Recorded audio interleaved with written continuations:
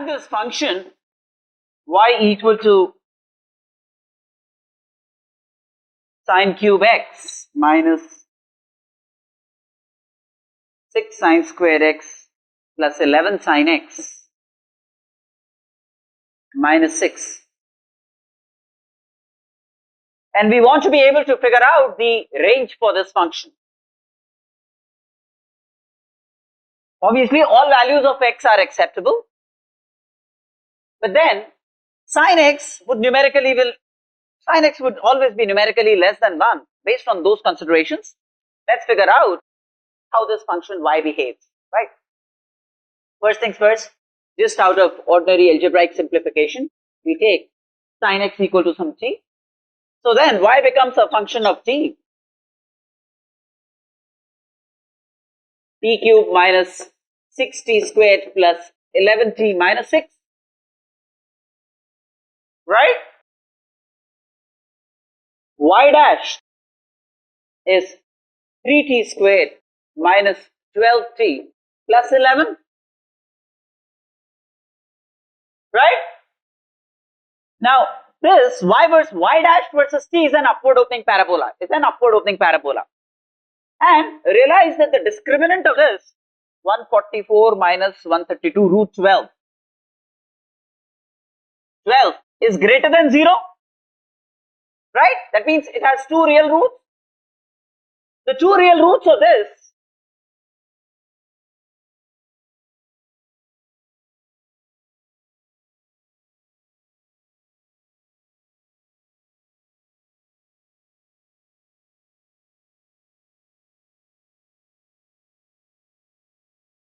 two plus minus 1 by root 3, 2 plus 1 by root 3 and 2 minus 1 by root 3 are the two roots for this. So then y dash t versus t is a graph like this. Y very clearly t equal to 2 will be the line of symmetry because 2 plus 1 by root 3 is a root and 2 minus 1 by root 3 is a root. So this is 2 plus 1 by root 3 and this is 2 minus 1 by root 3, right? Okay. But now the relevant values of t are those that are less than 1 and greater than minus 1, right? This is t slightly greater than 1, right? So t equal to 1 will lie somewhere here, t equal to minus 1 will lie somewhere here. Now, when t lies between minus 1 to plus 1, y dash t is positive. Do you realize that? For t belonging to minus 1 to 1, y dash t is positive. Y dash t is positive, isn't it? This is y dash t versus t, right? That means in this interval, yt is an increasing function of t, yt is an increasing function of t. So, in the interval minus 1 to 1, yt increases monotonically, yt increases monotonically, right? And therefore, if it's increasing monotonically, it assumes the least value at minus 1 and assumes the largest value at t equal to plus 1. And therefore, the range of the function is y at t equal to minus 1 to y at t equal to plus 1. This would be the range. Y at t equal to minus 1 and y at t equal to plus 1. That's going to be the range because it's monotonic in that interval. Clear? Whatever you get out of this.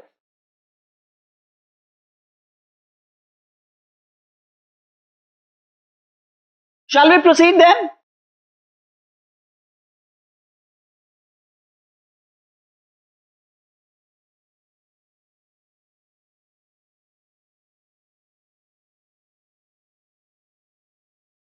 How many of you got this right? By actually working it out completely and not making guesses y minus 1 and y plus 1. In a situation of this kind, there is good amount of probability that you get it right without actually doing it right. That's the reason I thought, it will be useful for me to clarify how you got it.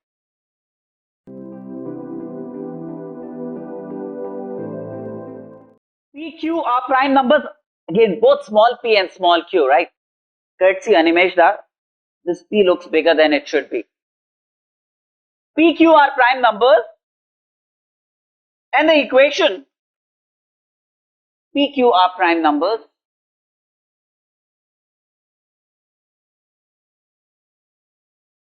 and the equation x squared minus px plus q equal to 0 has distinct integer roots, So alpha beta are the roots, integers. So alpha into beta is q. Q is a prime number. That means one of the roots must be q, the other must be 1. One of the roots must be q, the other must be 1, because q is a prime number and alpha beta are integers. So then, let's say one root alpha is q, the other root beta is plus 1. And now the sum of the roots, alpha plus beta, is q plus 1, and that must be equal to p. That means p and q are consecutive primes. P minus q is 1. That means p and q are consecutive primes. So one must be 2, the other must be 3. Isn't it? P minus q is 1 and p and q are primes, and they are consecutive primes. That means one must be 2, the other one must be 3. So let's say p is 3 and q is 2. And then the rest follows. Clear?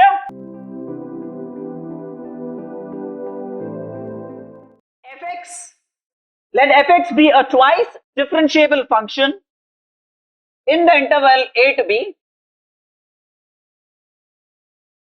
given that fx and f double dash x has the same sign in AB. That means fx into f double dash x must be greater than 0. Fx into f double dash x must be greater than 0. They have the same sign, either both positive or both negative in the interval a to b. F dash t equal to 0, f dash x equal to 0 has at most one real root in AB. That's a statement. And statement 2, an increasing function can intersect the x-axis at most once.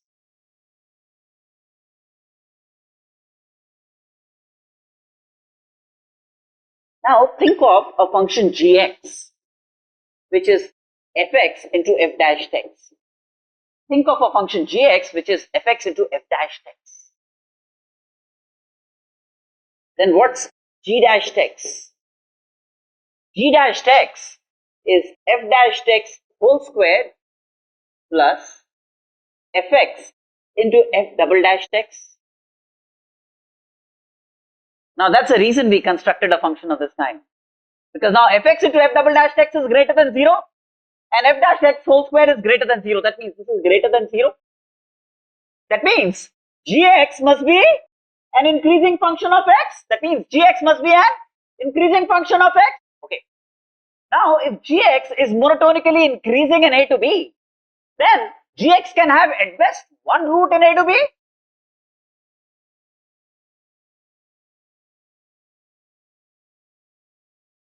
What's the best possibility? If I have a function, continuous function, monotonic in an interval a to b, then it can have at best one root in the interval a to b, call it x naught, right? Isn't it? No, but then this is strictly greater than 0. This is strictly increasing. Tell me how else could it have been? Tell me what else could have been the graph of dx.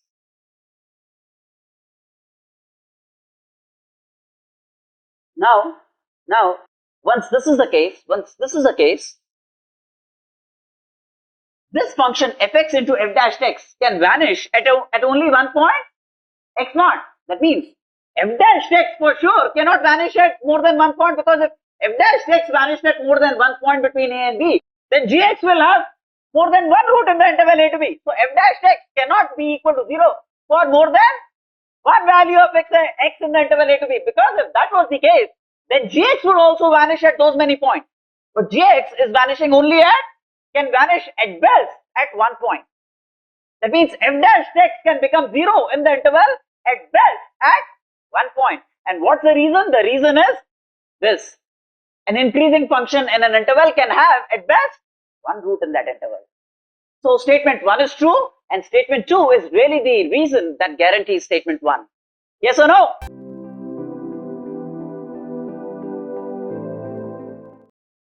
So there is a plus x plus 2. Sorry. Right?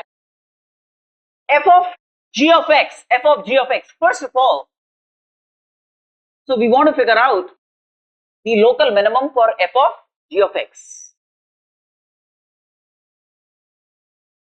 Evidently, we are then talking of f dash.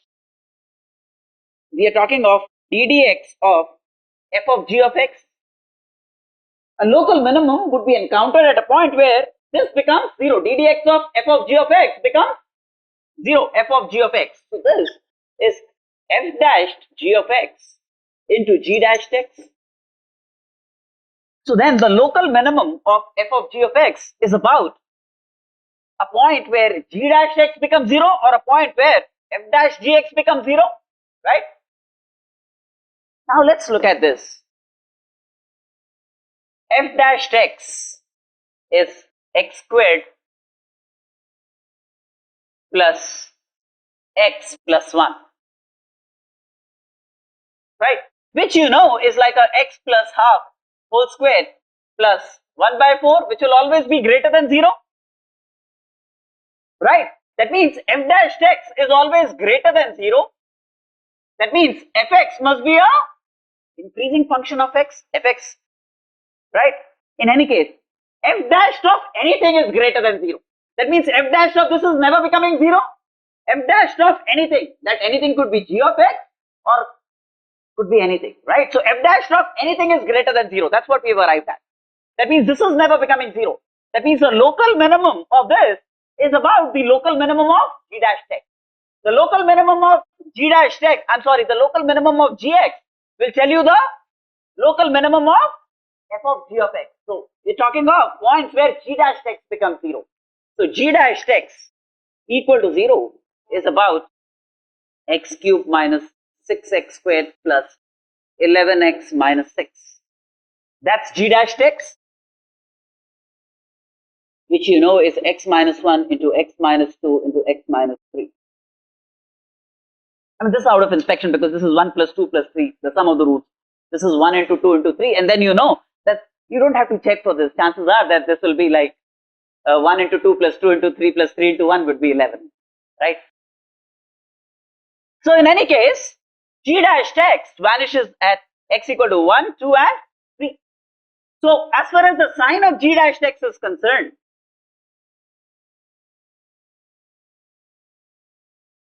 this is the wavy curve for g dash x, right? Now, to the left of x equal to 1, g dash x is negative. To the right of x equal to 1, g dash x is positive. So x equal to 1 must be a local minimum for gx, because the first derivative changes from negative values to positive values around x equal to 1. So x equal to 1 is a local minimum. And then look at 3. To the left of x equal to 3, g dash x is negative. To the right of x equal to 3, g dash x is positive. At x equal to 3, g dash x is 0. So x equal to 3 must be a local minimum. So the local minimum of gx are 1 and 3, 2 points, and those would also be the local minimum of f of g of x. Got me?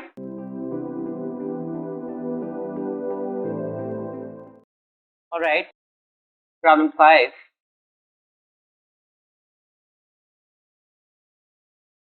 G of x is a naught plus a1x plus a2x squared plus a3x cubed, and f of x is square root of g of x. Fx has its non-zero local minimum and maximum, local minimum of g of x at x equal to minus 3 and local maximum at x equal to plus 3. A3, one of the coefficients of gx, belongs to the domain of the function sine inverse 1 plus x squared plus by 2x.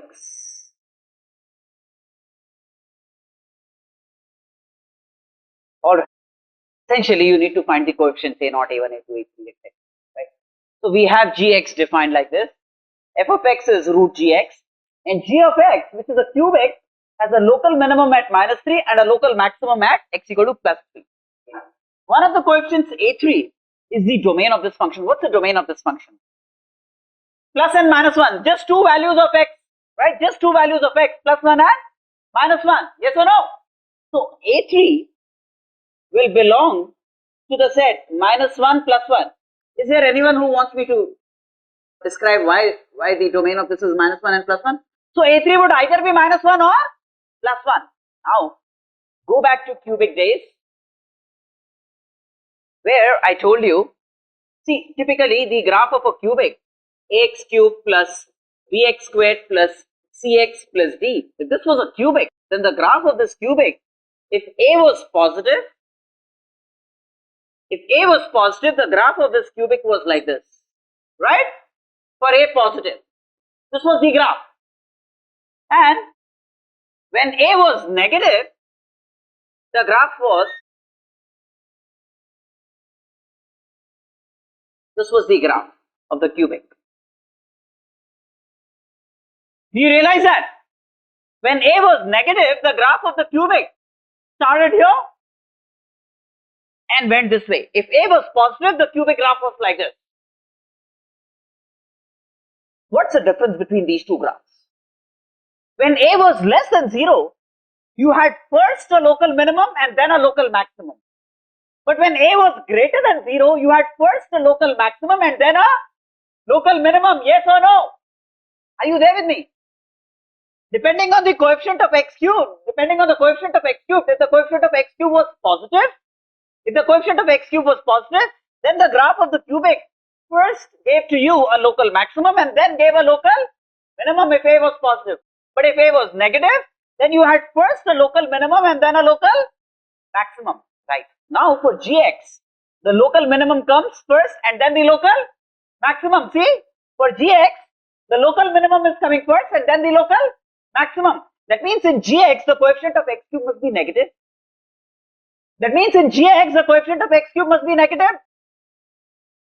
Yes or no? Are you confused? So this must be the graph of g of x with a3 being less than 0, with a3 being less than 0. And if a3 is less than 0, that means a3 must be -1. Yes or no? a3 must be -1. Are you all there with me? So we figured out that a3 is -1 at least.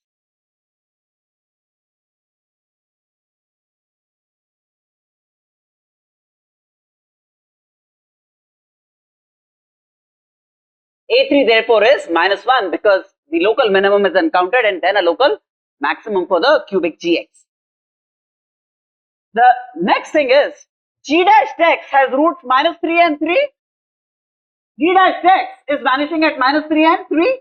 Now what's g dash x? G dash x is like a 3. This is a3 is -1, so -3x squared plus 2a2x plus a1.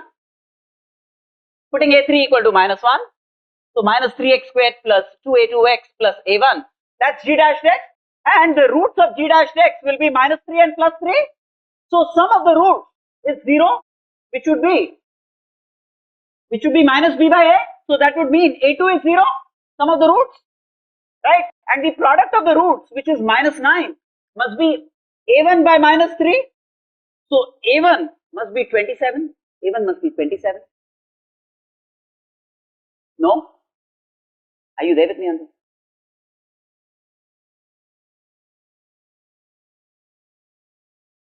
Sum of the roots 0 minus 2a2 by -3.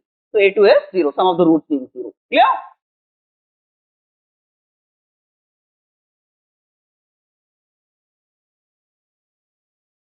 So well, a1 plus a2. Now how about a0? Let's figure out the limitations on a0. We figured out a1 is 27, a2 is 0, A3 is -1.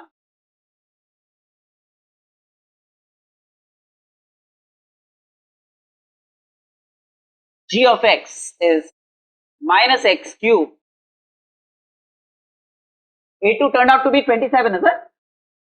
So 27, I'm sorry, A2 turned out to be 0. So, and A1 was 27, so 27x plus A naught. That's Gx. That's Gx, right? Now, what about A naught? What about A naught? Come down to this fx.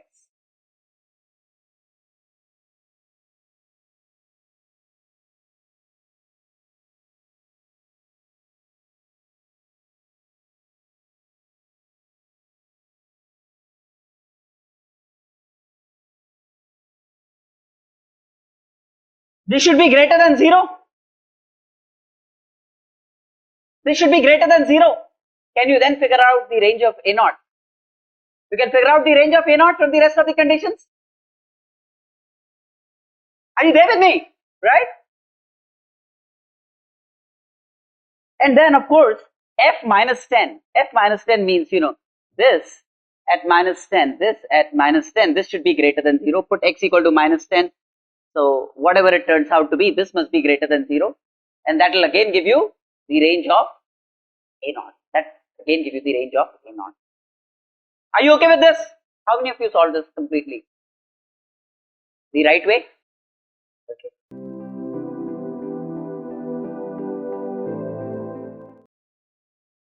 Y equal to fx. Y equal to fx. R2R is an odd differentiable function. This is an odd differentiable function such that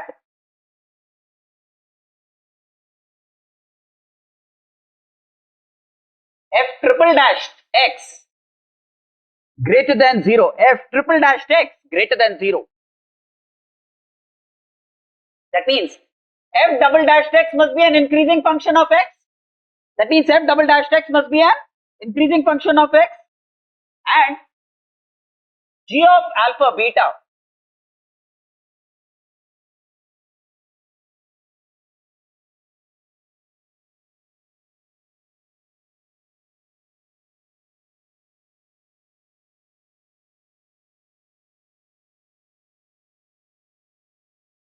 g of alpha beta is this. It's also given that f double dash g of alpha beta is 0.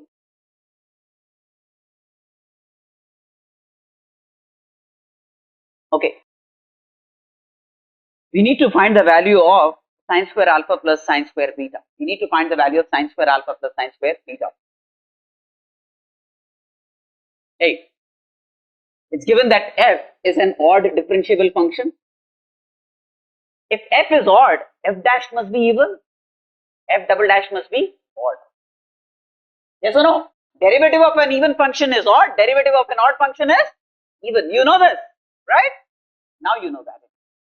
So, f dash will be even, f double dash would be odd. Now, not just that. F double dash x is an increasing function and it's odd. F double dash x is an increasing function and it's odd. Isn't it? F double dash x is an increasing function and it's odd. That means the graph of f double dash x versus x should look something like this, let's say. At x equal to 0, an odd function will be 0. At x equal to 0, an odd function will be 0 always, right? And it's monotonically increasing. So if f double dash becomes 0 at a certain point, then that point must be 0. If f double dash becomes 0 somewhere, and if f double dash x is increasing, then that point must be 0. That point must be 0 if it's increasing. That means, do you realize that g of alpha beta must be 0?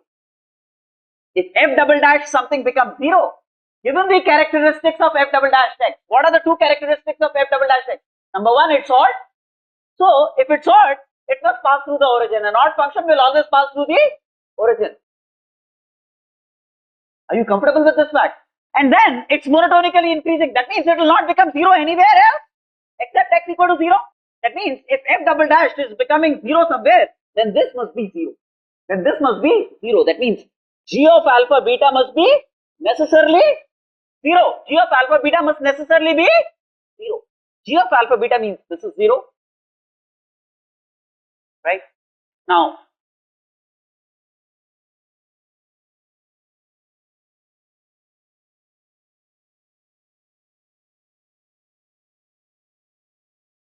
this we can simplify as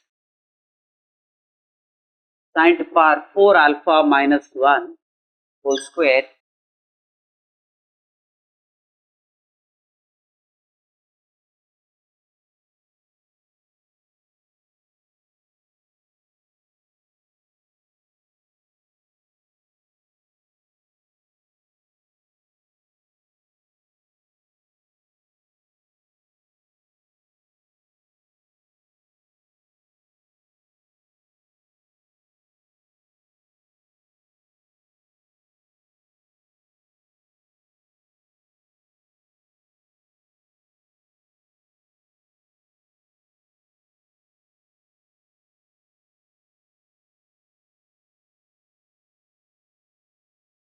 right now.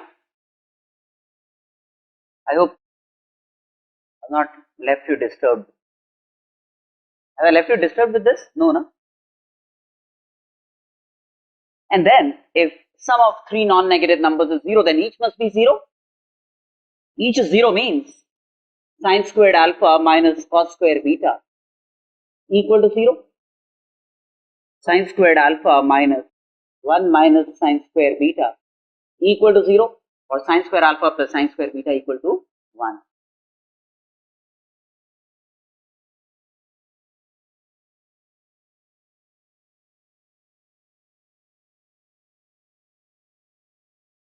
Got me?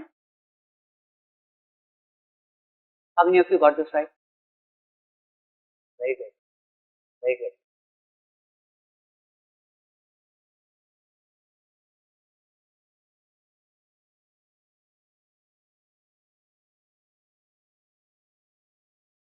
By the way, that was problem 6. Can I wipe this off?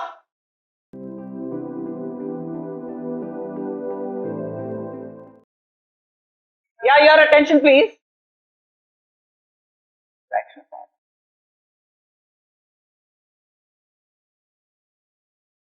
X fractional part of x and twice box x. X and fractional part of x are segments of a focal chord of an ellipse.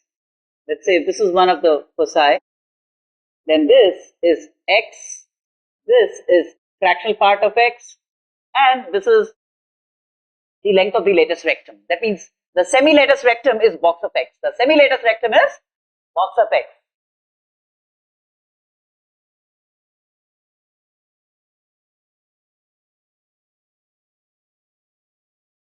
Now, recall one of the properties of an ellipse. X, fractional part of x, and box of x. In fact, box of x is the harmonic mean between these two. Box of x is the harmonic mean between x and fractional part of x. Yes or no? You recall this property? So, box of x is twice x into fractional part of x divided by x plus fractional part of x. Okay. Obviously, x is a positive number. X is a positive number. X into fractional part of x is less than x because fractional part of x is less than 1 and this is greater than x. So, this ratio is less than 1. So, this is less than 2. This is less than 2, yes or no? Are you there with me? This is less than 2 and box of x can either be 1 or it can't be 0. Can it be 0? So, box of x in this case is 1. Box of x must be 1. Right? Now, box of x is 1, which is the semi-lattice rectum, which is b squared by a. B squared by a is the semi-lattice rectum, that's equal to 1. That's equal to a into 1 minus e squared, and that's equal to 1. So a is 1 by 1 minus e squared, which is greater than 1, because 1 minus e squared is less than 1, so this is greater than 1. So the major axis to a is greater than 2. The major axis to a will be greater than 2. Got me?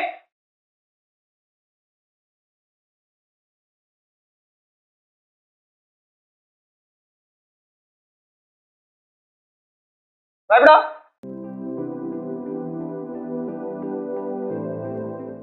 Now, fx is this. So f dash x is like a fx whole square, which is greater than 0. That means fx must be an increasing function of x. Fx must be an increasing function of x. Now, this is differentiable at x equal to a. This is differentiable at x equal to a. The derivative of this is f dash gx into g dash x into g dash x, right? Into g dash x. Now, the important thing is f dash gx is always greater than 0. F dash of anything is always greater than 0. So f dash gx is always greater than 0. It's never equal to 0. It's never equal to 0. See, f dash of anything is greater than 0. So f dash of gx will be greater than 0. Now, evidently, then, if gx is not differentiable, if gx is not differentiable, then this will be not a differentiable function. This will not be a differentiable function at x equal to a. See, at x equal to a, we have f dash ga into g dash t. G dash t. See, gx, one thing, it's not like the, see, for f of gx to be differentiable, this has to be continuous. The derivative continuous means the function differentiable. If the derivative function is continuous, this is the derivative function, if this is continuous, then this must be differentiable. Is that all right? If the derivative function is continuous, then this must be differentiable. This is the derivative function. If this is continuous, then this. Now, so essentially we are talking of continuity of this product of two functions. It's possible that this is discontinuous at x equal to a. This is discontinuous at x equal to a. In fact, it's possible that g dash x is discontinuous at x equal to a, and yet the product could be continuous at x equal to a, provided this becomes 0. Provided this becomes 0. If you have a product of a continuous and discontinuous function at a certain point, let's say, this is very important to understand. Let's say this is a continuous function. At x equal to 0, this is a continuous function. And you have a function which is, say, discontinuous at x equal to 0. Then the product of this function and this function, let's say this kind of a function. A function like this is one function and this is another function.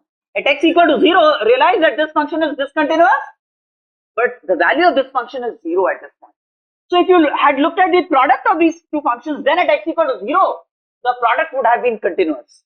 You can have the product of a continuous and discontinuous function at a point, still a continuous function, if at that point one of the functions is 0. If you have a product of two functions, I repeat, if you have a product of two functions, and if at a point one of the functions is discontinuous, then the product can still be continuous. The product can still be continuous if the other function at that point becomes 0. For example, if you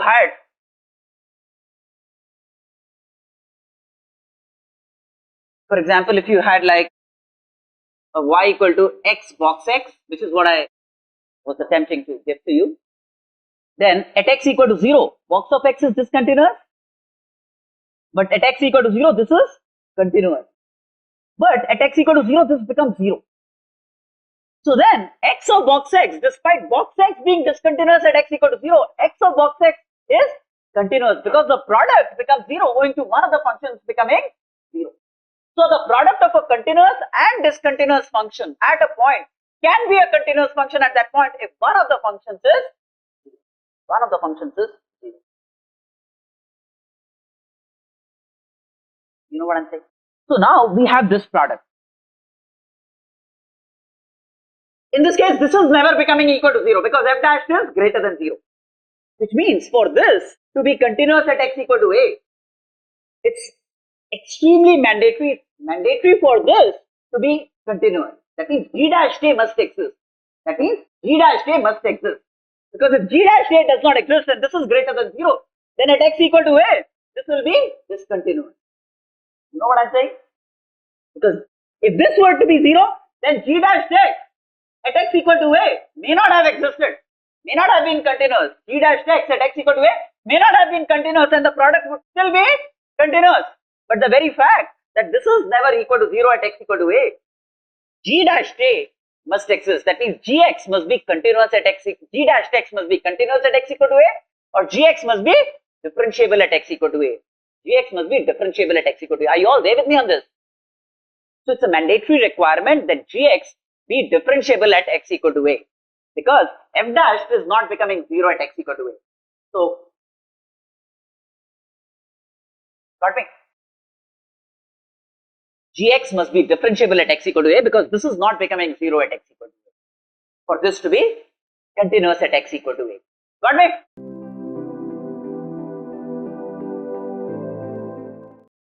Now, realize that box of 2x minus 1 would be discontinuous at all those values of x for which 2x minus 1 is an integer, right? Now, when x lies between minus 3 and minus 1, 2x minus 1 lies between minus 7 and minus 3. Yes or no? 2x minus 1 lies between minus 7 and minus 3. That means 2x lies between minus 6 and minus 2. 2x lies between minus 6 and minus 2. Now, the important thing is,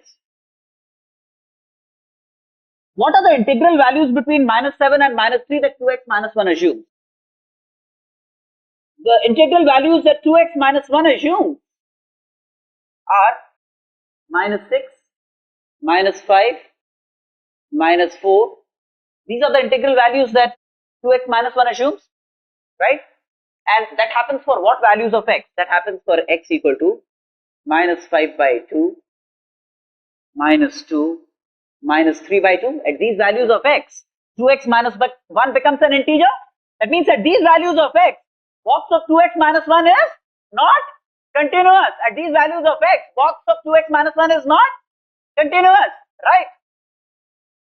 Now, g of x is continuous everywhere. G of x is continuous everywhere. It's a cubic with a having a unique value. Now, if you want this product to be continuous at x equal to c, see, let's say this is some x equal to x naught. If you want this product to be continuous at x equal to x naught, for example, then gx must vanish at x equal to x naught. Then, despite this being discontinuous at x naught, this product can still be continuous at x naught provided g of x naught is 0. Are you there with me? The product of a continuous and a discontinuous function could be a continuous function if the continuous function vanishes at that point, right? So, for example, at x equal to minus 5 by 2, this is discontinuous. But if gx vanishes at x equal to minus 5 by 2, then the product will still be continuous. Alright? Well, so for this product, in any case, there are three prospects for discontinuity. This and this. But a has just one value. A has just one value which can be obtained if gx would either vanish at this point or gx vanishes at this. I mean, to reduce the number of discontinuity points of this, right? This can have at best 3 points of discontinuity in the proposed interval. What's the minimum number of points of discontinuity that it could have, the product could have? That's the question. Well, it depends on the value of a. If a is such that this vanishes at x equal to minus 5 by 2, then this will not vanish at minus 2 or minus 3 by 2. Yes or no? That means gx will vanish either at this point for a given a, or at this point, or at this point. That means it can reduce the number of points of discontinuity by at best 1. Right? Gx. If it vanishes at this point, then you get a unique value of a. Then that's fixed. Then gx will not vanish at this value of x. Because if it vanishes at this value of x, you will get another value of a. But a is a fixed number for a gx. Right? So gx of these 3 points can salvage pride in only one of the points. Right? Either this or this or this. So if gx, let's say, vanishes at this point, then x equal to minus 5 by 2 will not be a point of discontinuity of this, because gx is vanishing. Right? But if it is vanishing at this point, gx will not vanish at these 2 points, because that will happen for some other values of it. So that means the minimum number of points of discontinuity of this possible is 2. Either it will be discontinuous at this, and so on and so forth. So the minimum number of points of discontinuity of this function is 2. Of these 3 points, you can redeem pride in only one by causing gx to vanish either at this or at this or at this. Gx couldn't have simultaneously vanished at all these points, causing the product to be continuous at all of them, because a is a fixed number. Once determined by, let's say, this point, then you can't have another value of a for this point. Gx is a fixed function. Right? Are you all there with me on this? How many of you got this right? Oh, very good. Very good.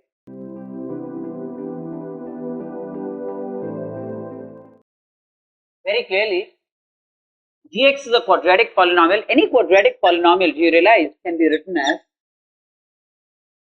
g0 plus x g dash 0 plus x square by 2 factorial g double dash 0. We buy this argument first. The ABC in a quadratic polynomial are these only. If gx is a quadratic polynomial, the constant term must be g0. This must be, when you differentiate that, you get this, and put x equal to 0, you get this. When you differentiate twice and you put x equal to 0, then you get the coefficient of this. Yes or no? Do you realize this? Any quadratic polynomial can be written as g0 plus x g dash 0 plus x square by 2 factorial g double dash 0. Yes or no? Okay. So in this case, g0 is minus 6, g double dash 0, g double dash 0 is minus 2b. So we have gx is minus bx squared plus x g dash 0, that means plus cx, and plus g0, which is minus 6. That's gx minus bx squared plus cx minus 6, right?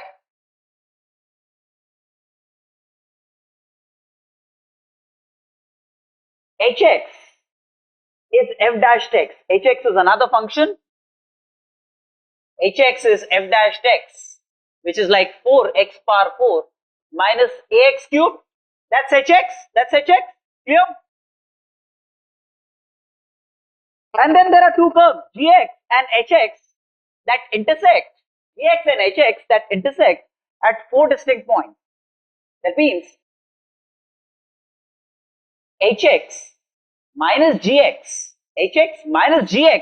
must have 4 distinct roots. hx minus gx must have 4 distinct roots, real roots, 4 distinct real roots. So hx minus gx is like 4x power 4 minus ax cube plus bx squared minus cx plus 6. That's the function hx minus gx. It's given that this function, this polynomial, has 4 distinct real roots, x1, x2, x3 and x4. It's also given that summation I by xi, I equal to 1 to 4, is 8. And ABC are all positive real numbers. ABC are all positive real numbers. Okay.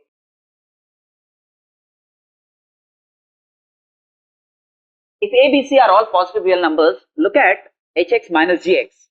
Change of sign. 1 change of sign, 2, 3, 4 change of sign.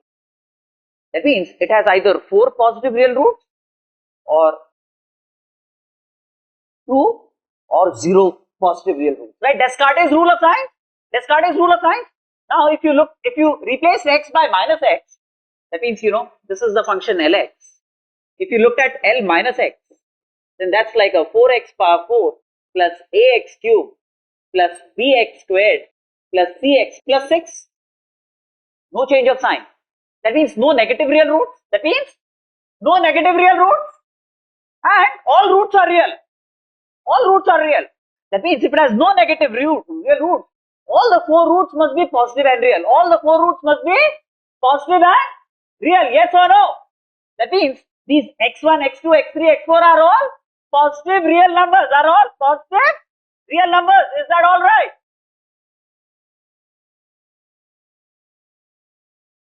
So, xi's are all positive. Xi's are all positive. And I by xi, that is like 1 by x1 plus 2 by x2 plus 3 by x3 plus 4 by x4. What's the arithmetic mean of these? This by 4 equal to the arithmetic mean of 1 by x1 plus 2 by x2 plus 3 by x3 plus 4 by x4 is 2. That's the arithmetic mean of these. What's the geometric mean of these? The geometric mean of these is 4th root of 1 by x1 into 2 by x2 into 3 by x3 into 4 by x4. That's the geometric mean of these. Yes or no? Hey, but what's x1, x2, x3, x4? The product of the root is 6 by 4.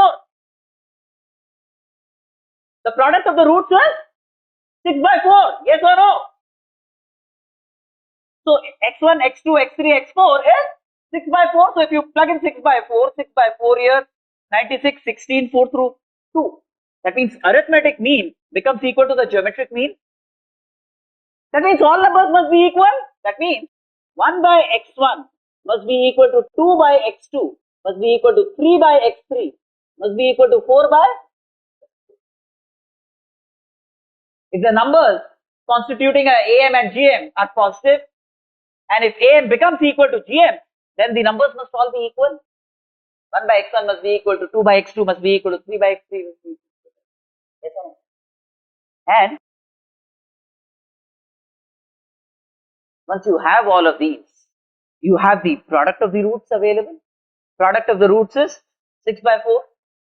So then all x1, x2, x3, x4 can be computed from these, right? Because each will be equal to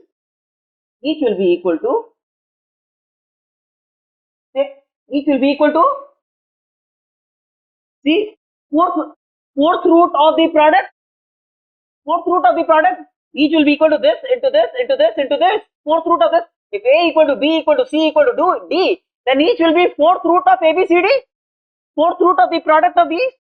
But the product of these we already know. Fourth root, and this is 2. So each is equal to 2. So x1 is known, x2 is known, x3 is known, x4 is known. All roots are known. Sum of roots is known from sum of roots. Sum of roots is minus a by 4. So a is known. Sum of the product taken 2 at a time is known, which will be b by 4. So b will be known, c will be known, and so on and so forth. Everything is known to you. x1, x2, x3, x4, etc. Are you all there with me on this?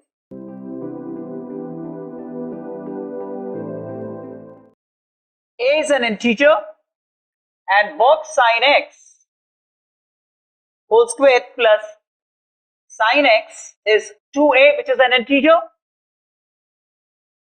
We need to find the number of integral values of a for which this becomes commensurate. Easy to see that the right hand side is an integer. Box sin x whole squared is an integer. So sin x must be an integer. Now, sin x is an integer. That means sin x can assume values like 0, plus 1 and minus 1. So acceptable values of sin x are 0, plus 1 and minus 1. Not only that, if sin x is an integer, then box of sin x will be equal to sin x. Sin x is an integer, then box of sin x for these values of sin x will be equal to sin x, right? So then you have like a replacing both sin x by sin x into sin x plus 1 equal to 2a, right? Volume. Hello, can you hear me now? Hello? Yeah, okay.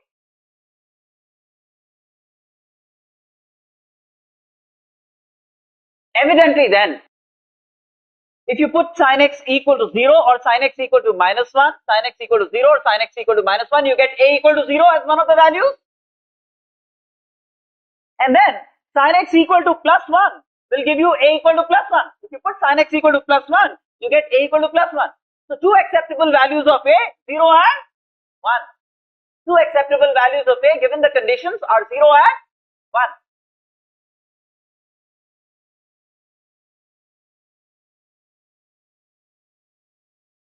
Clear?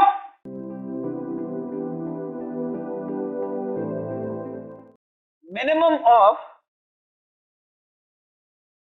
x1 minus x2 whole squared plus 12 plus root 1 minus x1 whole squared minus root 4x2 whole squared for x1, x2 belonging to the set of real numbers. We need to find the minimum value of this expression given that x1 and x2 are real numbers. Now, it's easy. Realize that if I have a circle which is x squared plus y minus 12 whole squared equal to 1. If I have a circle which is x squared plus y minus 12 whole squared equal to 1, then any x on the circle, any y on the circle is actually root 1 minus x squared plus 12, right? Any y on the circle, call it y1. For a given x1, any y on the circle would be what? Would be such that y1 is 12 plus root 1 minus x squared, right? That would be any y1 on the circle, for example. Now, basically then, and if you have a parabola y squared equal to 4x, then for any given x equal to x2, the corresponding y on the parabola would be root 4x, commensurate with this. Now, imagine a circle which is like a x squared plus y minus 12 whole square equal to 1 and a parabola which is y squared equal to 4x and a parabola which is y squared equal to 4x. If you take any x1, y1 on this circle, on the circle where y1 would be this, and if you took x2, y2, any point on the parabola where the y2 for any given x2 would be root 4x2, you then realize that the distance between P and Q, any point on the circle and any other point on the parabola, the distance PQ, that is the PQ squared, is going to be x1 minus x2 whole squared plus y1 minus y2 whole squared. That's distance between any 2 points, one on the parabola and the other one on the circle. It's going to be x1 minus x2 whole squared plus y1 minus y2 whole squared, where the y1 on the circle would be corresponding to a given x1. The y1 is going to be 12 plus root 1 minus x1 squared, and on the parabola, the corresponding y2 for a given x2 would be root 4x2. So then what does this expression represent? This expression represents the square of the distance of any point on this circle and any other point on the parabola.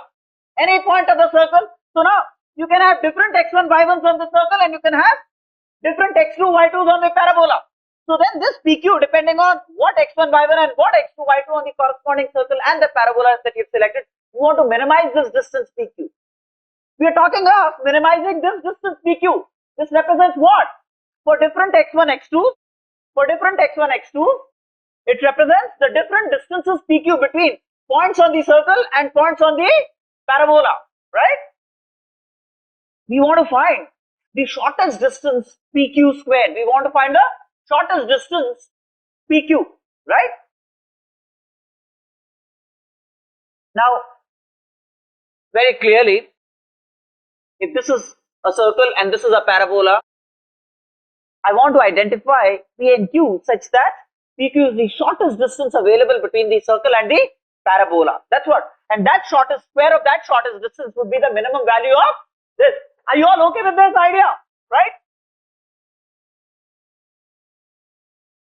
So that's an equivalent problem addressed here. The circle and the parabola. This is a circle with center 0, 12 and radius 1, right? Let's say this is the parabola, y squared equal to 4x, y squared equal to 4x.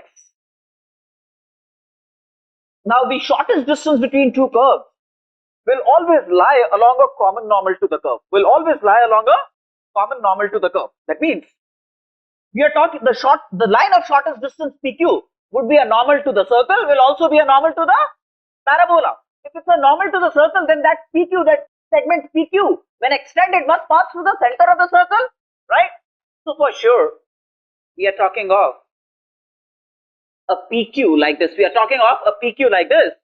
Whose line extended will pass through the center of the circle to accomplish normalcy with the circle, to become a normal to the circle. In addition, this PQ will be a normal to the parabola at a point. In this case, A is 1. So this is like a AT squared and 2T. AT squared, 2T is any other point. So Q you can always refer to as AT squared 2AT. A is 1 here. For this parabola, A is 1. So any point on the parabola is like a T squared 2T. So we are talking of a normal at a point T of the parabola. And we are looking at the prospect of minimizing PQ square. Clear? Now the slope of the normal at any Q is going to be minus T. The slope of this normal is going to be minus T. So then the equation of the normal at Q is going to be what? Y minus 2T equals minus T into x minus T squared. Right? And this must pass through the center of the circle. This must pass through the center x equal to 0 and y equal to 12. It must pass through x equal to 0 and y equal to 12. Such would be T. So put y equal to 12 and x equal to 0. You get 12 minus 2T equals T cube. Such should be T. And T cube plus 2T minus 12. That must be 0. Right? And from inspection, you can see that T equal to 2 satisfies this equation. From inspection, you can see that T equal to 2 satisfies this equation. Yes or no? So, you can factorize this. We know for sure T equal to 2 is a solution. T equal to 2 is a solution to this. And once I know T equal to 2 is a solution to this, then I know the coordinates of Q. The coordinates of Q would be 4, 4. Right? So then the required distance PQ is going to be the distance OQ minus the radius 1 unit of the circle. The required distance PQ would be OQ minus 1. OQ would be this distance of 0, 12 from 4, 4 minus the radius of the circle, that will be PQ, and we are looking at the corresponding PQ squared. Simple, right? So we are looking at this will be PQ squared, where PQ will be a common normal between the circle and the parabola given in the problem. Does it make sense to all of you?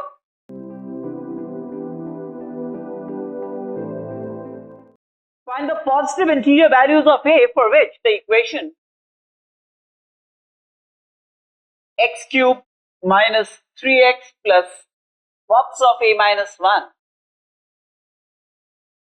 has all roots real with 2 being equal. This is a cubic, and I want 2 of its roots to be equal, right?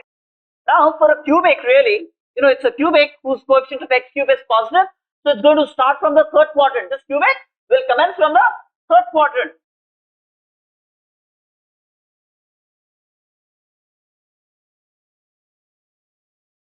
Now for a cubic to have two roots real, two roots equal, and all three roots real, we must have the following. Either like this, in which case one of the stationary points is also it vanishes at one of the stationary, so it could either vanish at this stationary point, or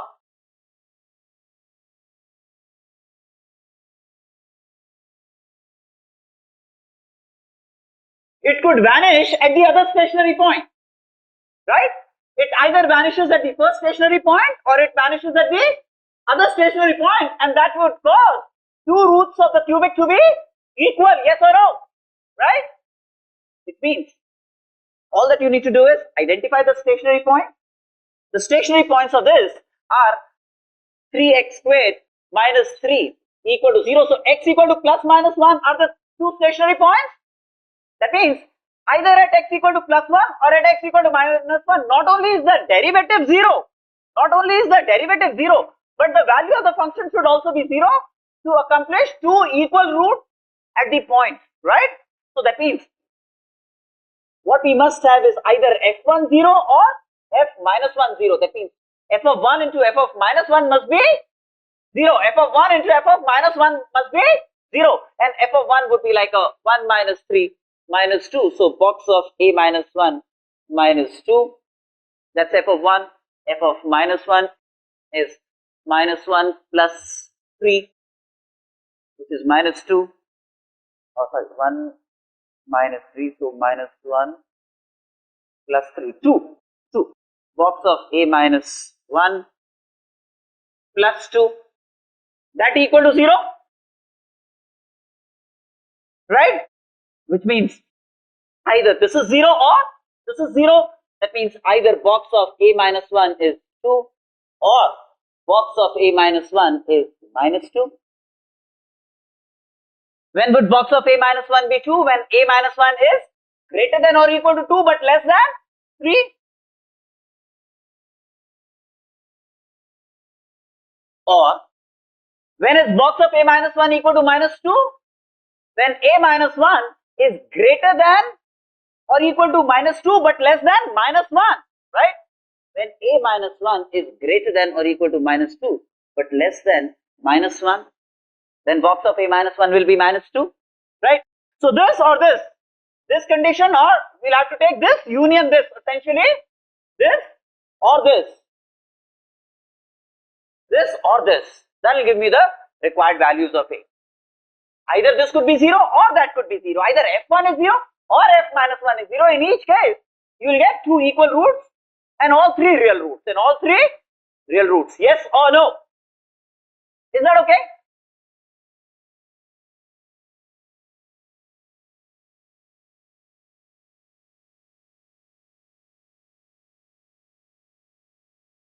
Then you can find the corresponding integral values of a in this interval, isn't it? In this case, for example, you get a greater than or equal to 3, less than 4. So 3 in this case, for example. So in that interval, look for the positive integers if they exist. Clear?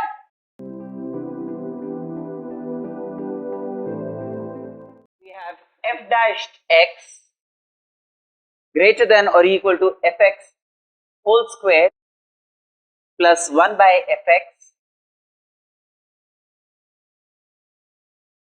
and fx is a positive, continuous and differentiable function on the interval a to b, where this is fx whole cube, where it's given limit fx x tends to a from the greater than a side equals plus 1, limit fx x tends to b from the less than b side is 3 to the power 1 by 4. we need to find the maximum value of b minus a. Given these conditions, we need to find the maximum value of b minus a. Hey, very clearly, fx into f dashed x will be greater than or equal to 1 plus fx whole to power 4, multiplying throughout by fx without changing the sign of inequality, because fx is known to be positive. So the direction of the inequality does not change on multiplying throughout by fx. Is that okay? Now, fx into f dashed x by 1 plus fx to the power 4 is greater than or equal to 1, right? If one function is greater than another function, then the integral of one function in the interval a to b will be greater than or equal to the integral of the other function in the interval a to b, right? So integrate both sides.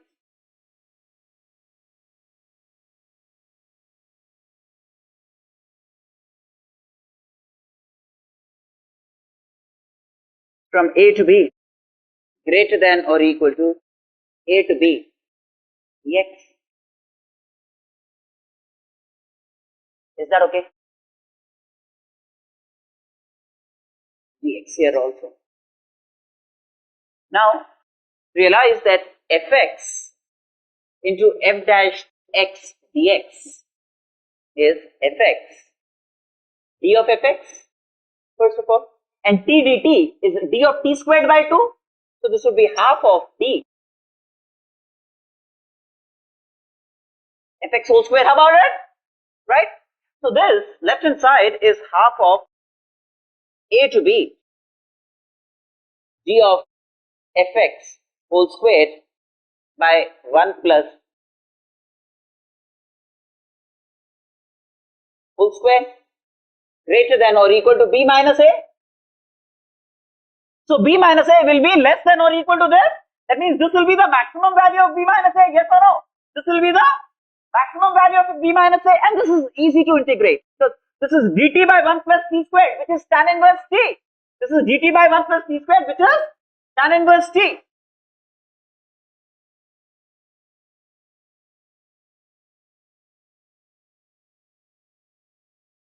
So b minus a less than or equal to half of tan inverse fx whole square. X changes from a to b, right, which is half of tan inverse fb whole square. Fb minus tan, that means 3 to the power 1 by 4 whole square, that is root 3, which is 60 degrees, pi by 3. So this will give me like a pi by 3 minus, and this was how much? 1. Okay. So at x equal to a, this will be tan inverse 1 pi by 4.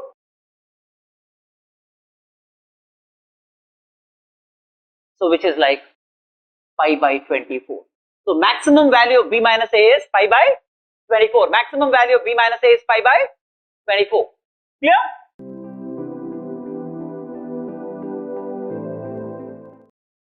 X squared minus 6x plus 13 equals 4 times mod sine of a plus bx, where a and b are numbers that belong to 0 to 3.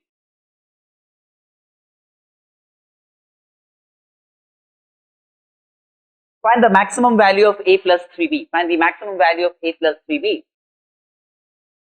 Now the left hand side can be written as x minus 3 whole square plus 4, right?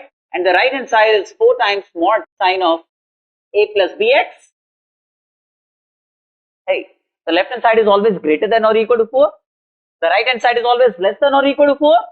So the equality would occur only when both are equal to 4, and that would happen at x equal to 3. That means mod of sine a plus, put x equal to 3, must be 1. Yes or no? That means a plus 3b must be 2 n pi plus minus pi by 2, because this would be either plus 1 or minus 1. That means a plus 3b would be 2 and pi plus minus pi by 2, right? And a plus 3b, given that ab belongs to 0 to 3, will always be greater than 0, but less than 9 plus 3, 12, less than 12, right? Now, if you put n equal to 1, for example, then don't take the minus sign, take the plus sign, because we are looking for the larger values of a plus 3b, maximum value of a plus 3b. So if you put n equal to 1, 5 pi by 2. If you put n equal to 2, 4, 8, 9 pi by 2, and then there is a 7 pi by 2 if you take, and if you take the minus sign, you get 7 pi by 2. But 9 pi by 2,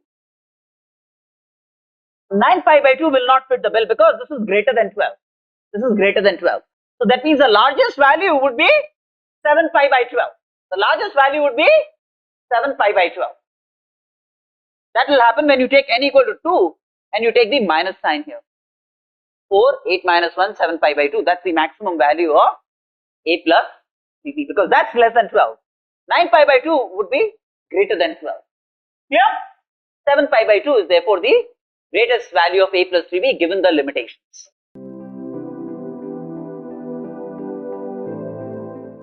A function twice differentiable on a closed interval a to b such that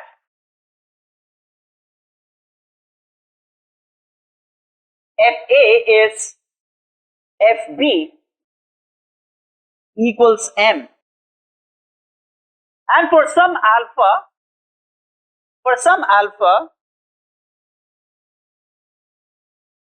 f alpha greater than m, where alpha is less than b and greater than a. The question is, does there exist an x naught? The question is, does there exist an x naught belonging to a to b, for which f double dash x naught is less than 0? Okay, so we have an interval a to b in which there is this function which is twice differentiable, fx, which is twice differentiable, and it assumes equal values fa and fb equal to m at the endpoints of the interval, and there is an alpha lying between a and b such that f alpha greater than m. Question to be addressed is existence of an x naught belonging to a to b for which the second derivative at x naught is negative, right? What we do is, well, between a and alpha, let's apply LMVT, right? In the interval a to alpha, let me apply Lagrange's mean value theorem. Which means that there must exist an x1 between a and alpha, for which f dashed x1 will be f alpha minus fa by alpha minus a. Right? There must exist an x1 for which f dash x1 is f alpha minus fa by alpha minus a. Hey, but fa is m given in the problem, and f alpha is greater than m. So this is positive. This is alpha greater than a because, right, it's to the right of the interval. So this is positive. There exists an x1 between a and alpha for which f dash x1 is positive, right? Okay. Now, between alpha and b, let me once again deploy Lagrange's mean value theorem, which means there exists an x2 between alpha and b. For which f dashed x2 would be fb minus f alpha by b minus alpha.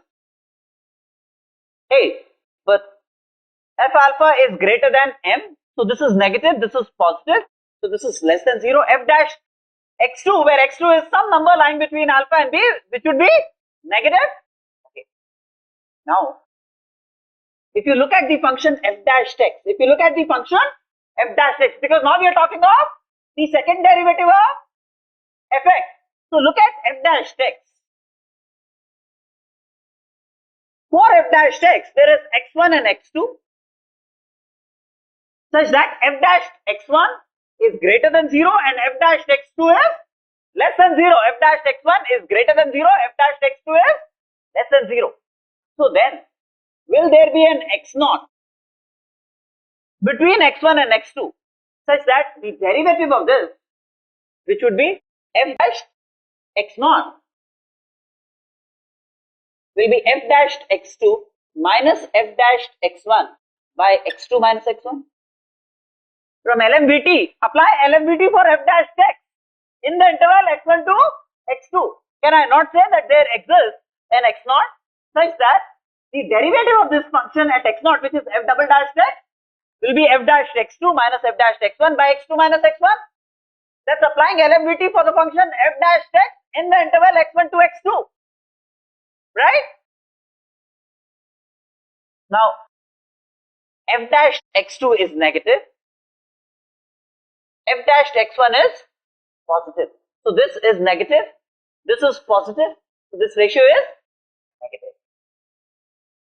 So then there does exist an x0 between x1 and x2, which clearly lies between a and b also, for which f double dash x0 is less than 0. Does it make sense to all of you?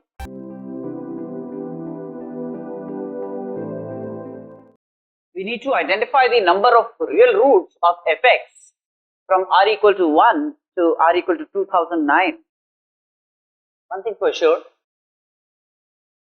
that wherever f dash x exists, it's negative, because f dash x is minus r by x minus r whole square, r equal to 1 to 2009. So wherever f dash x exists, it will be negative. That means wherever f dash x exists, the function is decreasing. Wherever it exists. It does not exist everywhere. For example, at any x equal to r, fx is discontinuous, so f dash x does not exist at x equal to r, where r can be 1, 2, 3, etc. Yes or no? Are you there with me on this? So it's a decreasing function wherever the derivative exists. Wherever differentiable, this function is decreasing. It's decreasing. Clear? Now fx is like 1 by x minus 1 plus 2 by x minus 2 plus 3 by x minus 3 plus 2009 by x minus 2000. Right?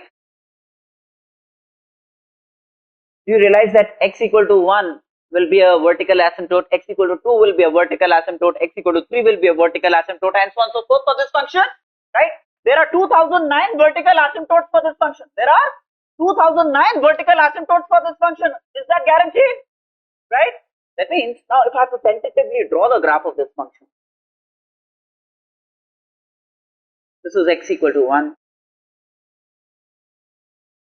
this is x equal to 2, x equal to 3, in this way, x equal to 2009,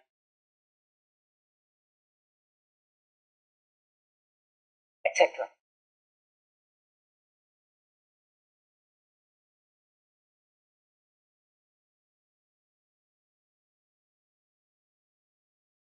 Now, when x is slightly greater than 1, this tends to plus infinity, right? This, and the rest are all finite, positive or negative, the rest will be all finite numbers. So that means this whole thing, when x is just slightly greater than 1, this whole thing tends to plus infinity. Is that okay? That means when x is slightly to the right of 1, it's plus infinity, right? Now, when x is slightly less than 2, this will be a negative number and minus infinity. This will be a, when x is slightly less than 2, this, when x tends to 2 from the less than 2 side, this tends to minus infinity, yes or no? And the rest are all finite numbers when x is slightly less than 2, right? That means when x is slightly less than 2, this whole thing tends to minus infinity. When x comes closer and closer to 2 from the less than 2 side, this tends to minus infinity. Is that okay? Right? That means to the right of 1, it's plus infinity. To the left of 2, it's minus infinity. And it's decreasing. Except at 1 and 2, where it's not continuous or differentiable, it must decrease. So then, it must be like this. between 1 and 2. And therefore, between 1 and 2, it must have a root x1. Yes or no? And the same stuff can be extended to 2 and 3. When slightly greater than 2, it's plus infinity. When slightly less than 3, it's minus infinity and decreasing. So between 2 and 3, there must be a root. Between 3 and 4, there must be a root. Between 2008 and 2009, there must be a root. Right? So then how many roots? Got me?